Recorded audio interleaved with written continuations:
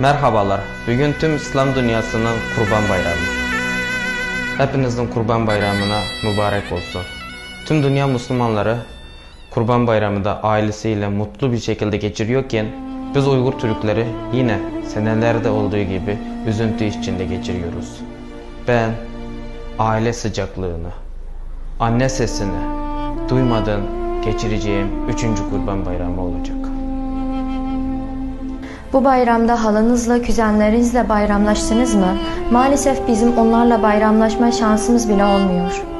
Ben bugünün bayram olduğunu biliyorum ama sen zalim Çin'in karanlık zindanlarında bayram olduğunu biliyor musun can kardeşlerim? Siz abinizle bayramda eğlenmeye gittiniz mi? Ama ben abimle eğlenmeye gidemiyorum. Çünkü benim abim Çin'in karanlık zindanlarında. Hepinize iyi bayramlar. Hepiniz bugün kurban kesiyorsunuz. Şunu unutmayın. Çin'in karanlık zindanlarında Uygurlar da kesiliyorlar.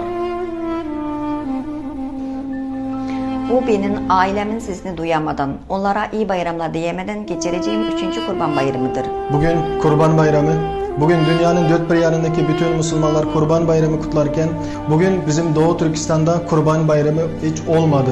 Bizim Doğu Türkistan'daki bütün Uygur kardeşlerimiz kurbanlık veriyor. Haberiniz var mı? Herkese iyi bayramlar. Kardeşlerim 900 gündür hali iş suçsuz Çin zindanlarında fiziksel ve ruhsal işkence çekiyorlar. Onların hayatı büyük tehlikededir. Ben özgür dünyadayım ama bana nasıl bir kurban bayramı oluyor? Herkese iyi bayramlar. İçi acı dolan Doğu Türkistan Uygurlardan size selam olsun.